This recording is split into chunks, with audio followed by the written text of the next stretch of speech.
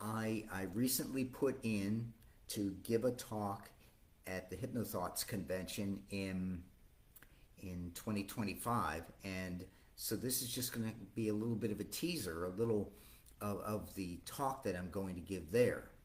And my talk for today, my subject for today is why your inductions don't work and what to do about it.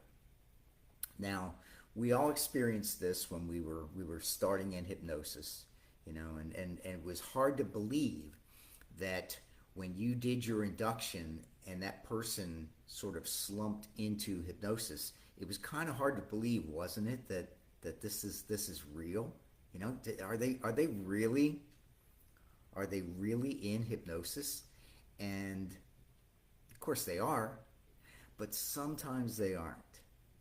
And so, what do you do if your induction doesn't work?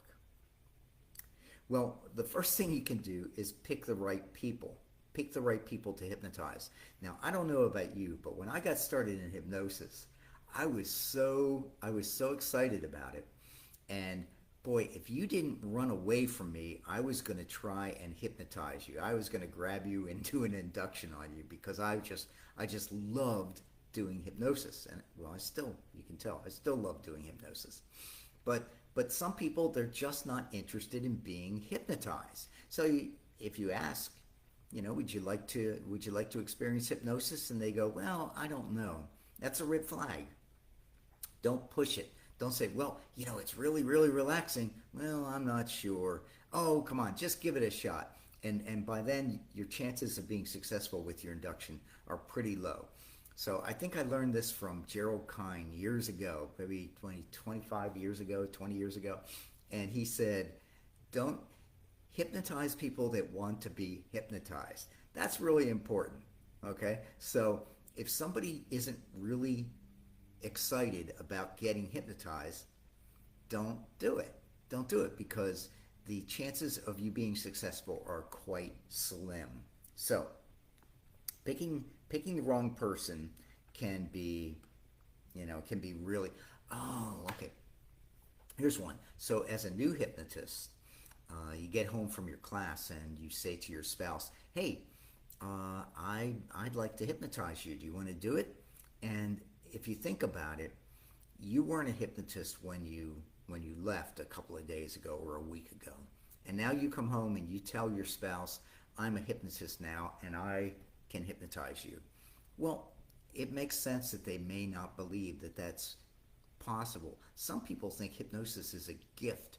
They don't realize it's a skill that can be learned. They think it's a gift, and so the odds, the chances that you can hypnotize that person, they don't believe you can do it because you were only gone for a week or two to do your class. So, spouses and close family members can be some of the most difficult people to hypnotize. Um, Years ago, I did a survey I think I surveyed, it was between 70 and 90 people, and I asked, these were hypnotists, and I said, will your spouse or significant other allow you to hypnotize them?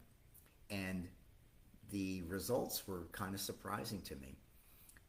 Clearly, 50% of the hypnotists said, no, my spouse or significant other will not allow me to hypnotize them. So, yeah, the spouse is sometimes the hardest. Now, I was lucky because Stephanie wanted to give it a shot and she really liked it. So I had a great practice partner. But half of my fellow hypnotists don't have that advantage, and that's a shame. But anyway, so that's one thing that can stop your induction from working. Well, two things: hypnotizing somebody that doesn't want to be hypnotized, and then also just choosing the wrong person. I'll talk some more about choosing the wrong person. Okay, wrong induction.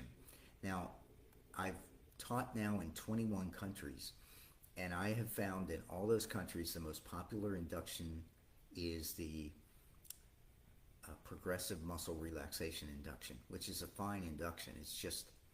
It's relaxing, and it's just loads and loads of deepeners, and it works for It probably works for most people, but some people it doesn't. Sometimes people are analytical, and it in for an analytical person, an induction like a Dave Ellman induction would be far more appropriate, or an instant induction would be more appropriate. So it all depends. My opinion is that the Dave Ellman induction is the most appropriate induction for everybody, but not, well, maybe not everybody, almost everybody. Sometimes you have to use a shock induction. But anyway, so using the wrong induction for a person is sometimes a reason why you might fail. And sometimes what you might do is just find out if they've been hypnotized before, which is going to be rare, but if they've been hypnotized before, ask them what the induction was like. And if they tell you a little bit about the induction and you can duplicate that, then probably they're going to go into hypnosis again. So, yeah, ask them. Have you been hypnotized before? Yeah. Okay, the pre-brief. If you give a good pre-brief and dispel the fears of hypnosis, then you'll have a much better chance of hypnotizing that person. Because if they're afraid, they may not go into hypnosis. If they don't understand what's going on, what to expect, they might not go into hypnosis. So spend a couple minutes, or in my case, spend 58 seconds, because I have a 58-second pre-brief that I use. I'll talk about that in another video. And dispel their fear, get rid of the misconceptions they may have, and they'll go into hypnosis a lot easier for you. Don't overdo it, though. The purpose of the pre-brief is not to educate them on hypnosis. It's to make them feel comfortable with hypnosis. So don't bore them. Most hypnotists could talk for days about hypnosis, but don't do that. Just take a couple minutes and dispel their fear. All right. Now, when you're doing demonstrational hypnosis, choosing the right subjects is the most important part. For instance, people who've been hypnotized before, ask them, have you ever been hypnotized before? And especially, have you ever been hypnotized in a show before? Well, if they've been in a show before, I did a presentation at a group last week, and I said, I don't suppose anybody out there has ever been hypnotized. This one lady said, oh yeah, I was. And I said, okay, was it therapy or was it a show? She said, it was a show. And I said, did you have a good time? And she said, well, my friends had a good time. So that means she said, I don't really remember too much about it, but they said I was wild. And I mean, she was the one that I was going to use for my demo, obviously, because she was in a show and she just really went deep into hypnosis and was very animated, and they are the best. So ask them, have you ever been hypnotized before? Other things. Women are generally a little bit better at going in hypnosis than men. And young people, the younger they are, the more highly hypnotizable they are going to be. So I wrote a book on this years ago. It's out of print now, but there are people that are more highly hypnotizable, and if you really evaluate them, you can tell who's going to be a good subject.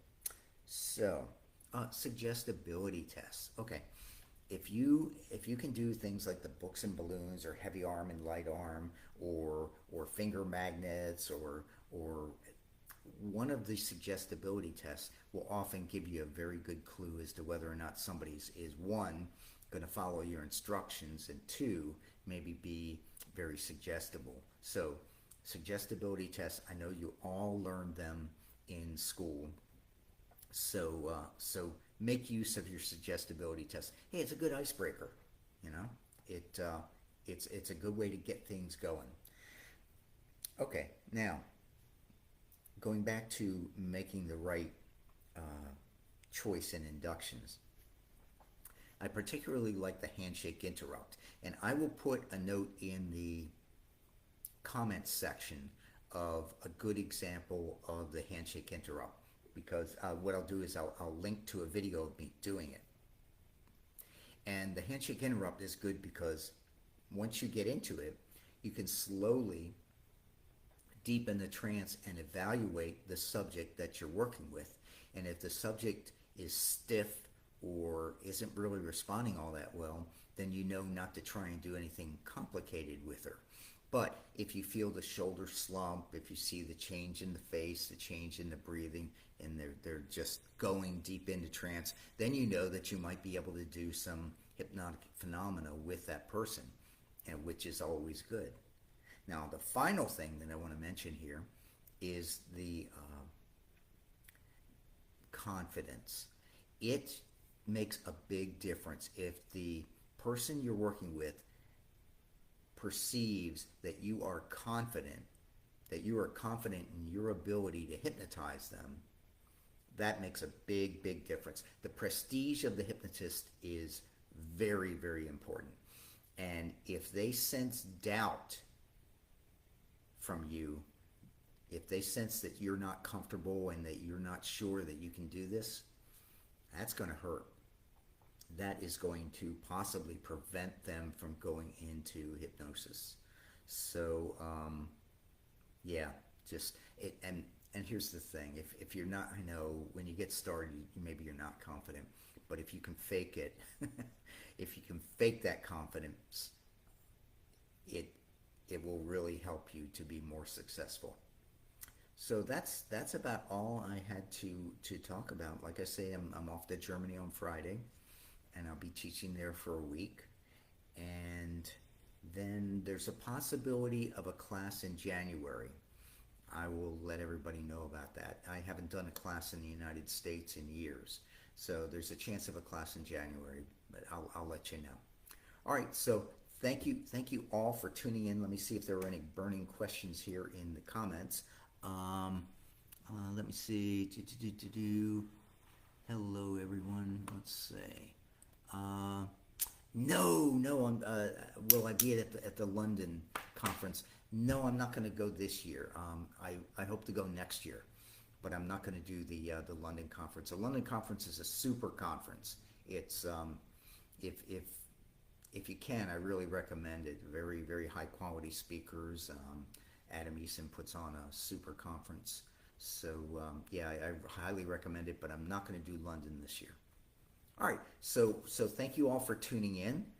And like I say, I will put a link in the comments of a video of me doing the handshake interrupt, so you can see that and how you could evaluate somebody as you were doing the induction. Thanks a lot for tuning in, and I'll see you all when I get back from Germany. All right, take care. Bye-bye.